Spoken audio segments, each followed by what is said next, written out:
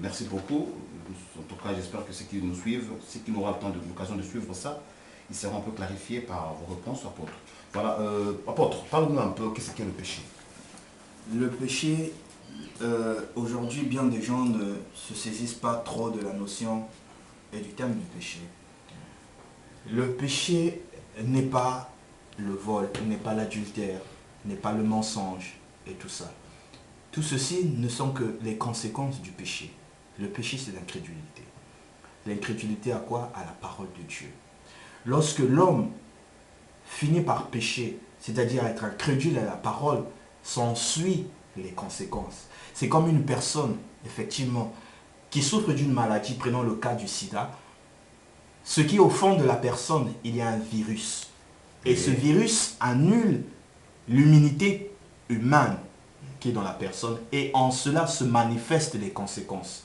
Voilà justement. Lorsque l'homme finit par être incrédule à la parole, il se sépare de Dieu. Voilà d'abord ce qu'on appelle la mort spirituelle. C'est la séparation d'avec Dieu. Et s'ensuit la mort physique. Aujourd'hui, cela est mal prêché dans les églises. Pensons effectivement que lorsqu'une personne commet l'adultère et il pêche, ce n'est autre que les conséquences d'une incrédulité à la parole de Dieu. La parole dit clairement que tu ne convoiteras pas la femme de ton prochain. Et Christ ajoute, même celui qui ne fût-ce que regarde pour devoir coucher avec la femme de son prochain, pêche en lui. Voilà justement. Le péché, c'est l'incrédulité. Mais l'incrédulité à quoi? À la parole. Pourquoi? Parce qu'à ce moment, la personne est séparée de Dieu. C'est comme elle. Lorsqu'elle a été incrédule à la parole et qu'elle a accepté ce que lui a présenté le serpent qui était animé du diable, elle a péché et elle fut séparée de Dieu. Et par conséquent, elle a été, et Adam, chassé du jardin d'Éden. C'est la séparation d'avec Dieu. Et lorsqu'ils se sont séparés de la présence de Dieu, c'est en suivi la mort physique. Oui. Voilà justement le parcours que l'homme suit. Lorsqu'il est incrédule à la parole de Dieu, il finit par se séparer de Dieu. Et par conséquent, s'ensuit simplement une mort physique. C'est cela justement le véritable péché. Et le reste ne sont autres que les conséquences d'une incrédulité qui d'abord a été manifeste avant de produire les fruits. C'est comme un enfant.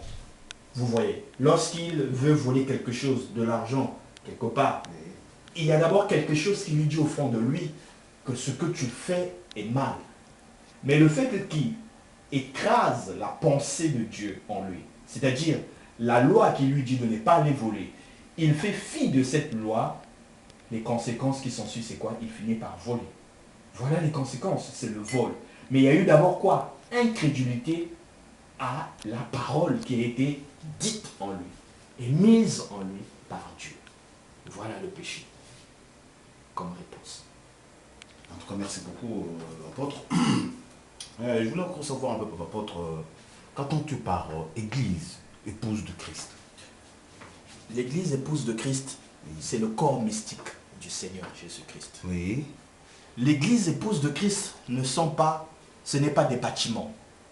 Ce ne sont pas toutes ces églises que vous voyez dans le monde, que ce soit l'église catholique, protestante, plébistérienne, pentecôtiste, assemblée de réveil et tout consort. Ce n'est pas ça l'église. La véritable église du Seigneur, ce sont des individus.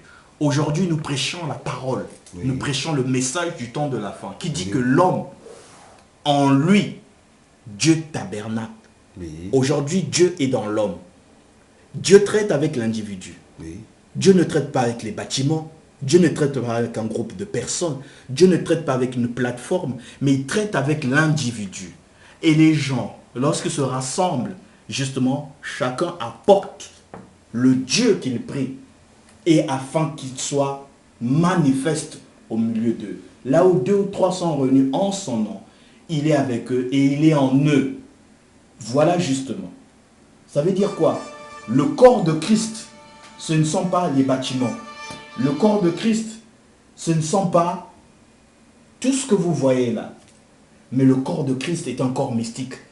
Ce sont des frères chinois, des frères africains, des frères américains et tout consort. qui attendent l'enlèvement. Mais ils peuvent se retrouver dans des églises, oui, effectivement, parce que la communion fraternelle est importante. Mais cela ne veut pas dire que ce sont ces bâtiments qui iront au ciel. Cela ne veut pas dire que c'est les millions de personnes que vous voyez dans les églises qui iront tous au ciel. Parce que là, c'est la confusion. Et justement, nous sommes au temps de la fin. L'âge de la Odyssée. Les ténèbres épaissent. On ne sait pas qui prie ou qui ne prie pas. Mais Dieu est en train de constituer son corps. Oui. Voilà. Parce que l'épouse, elle a reçu justement la parole de son époux. Et l'épouse, aujourd'hui, avec la présence du Saint-Esprit, elle est en train d'être préparée pour un avènement important que bien de gens aujourd'hui ne se rendent pas compte. Voilà justement. Ce sont des individus. L'épouse du Christ.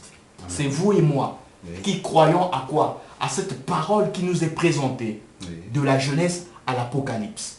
Sans compromis, sans être biaisé, sans erreur, sans hérésie. Dieu aujourd'hui manifeste la nourriture convenable de cet âge pour son épouse, pour ses fils et pour ses filles. Et lorsque, là où se trouve le corps, se rassemblent les aigles se nourrissent de la manne fraîche, de la nourriture fraîche, de la chair fraîche et ont de la santé véritable et convenable pour vivre l'enlèvement. Pourquoi? Parce que Dieu aujourd'hui a suscité ce qu'on appelle les commissionnés, les mandatés pour préparer l'épouse à l'enlèvement. Ce sont des individus. Un restera sur le lit, l'autre partira. C'est une question de sémence de Dieu. Voilà l'épouse de Christ. Merci beaucoup, apôtre, en tout cas. Que Dieu soit loué. J'espère que ceux qui nous suivent vont comprendre ce que vous venez de dire par le biais de la puissance du Saint-Esprit qui agit en vous. Apôtre, parle-nous un peu de la foi apostolique. La foi apostolique n'est autre que ce que les apôtres nous ont laissé dans la parole. Oui, de Matthieu jusqu'à l'Apocalypse. Oui. La foi apostolique, c'est la fondation, justement. Ça veut dire quoi? La doctrine des apôtres. Oui. Or, les apôtres n'avaient qu'une seule doctrine, c'est celle de Jésus-Christ, leur maître. Paul n'a pas été enseigné par qui que ce soit. Il a été clair là-dessus. Ce qu'il a reçu de la part de Dieu, c'est une révélation. La même chose que Paul a eu à prêcher, c'est la même chose que Pierre prêchait. Par contre, les deux avaient des grâces différentes, oui. Mais ce qu'ils nous ont laissé, c'est ce que nous suivons au jour d'aujourd'hui. C'est ce qui prépare l'épouse de Christ, la véritable église, le corps mystique du Seigneur. Oui. Voilà justement. La foi apostolique, c'est ce qui nous lisons ici. Et par révélation, c'est ce que nous comprenons. Et Dieu nous éclaire, il nous élucide, il nous précise, il nous explique par la grâce du Saint-Esprit. Voilà justement. Et cette foi apostolique, nous les enfants, nous nous fondons sur cela. Nous ne croyons pas autre chose. C'est pourquoi Paul dit, faites attention aux doctrines des hommes. Oui. Faites attention aux doctrines de démons. Parce qu'au temps de la fin, nous verrons des différentes interprétations de la parole. Mais nous devons nous fier aux Écritures. Et les Écritures aujourd'hui, c'est cette Écriture qui constitue le corps, la robe de l'épouse. Chaque fois que vous êtes imprégné justement de cette foi apostolique, qui n'est autre que la doctrine des apôtres, qui n'est autre que les saintes Écritures que les apôtres ont eu à écrire par la révélation, par l'Esprit de Dieu, c'est ce qui fait que nous soyons ancrés justement dans la doctrine de Christ. Et c'est ce qui fait que nous sommes en train de nous préparer pour vivre l'enlèvement.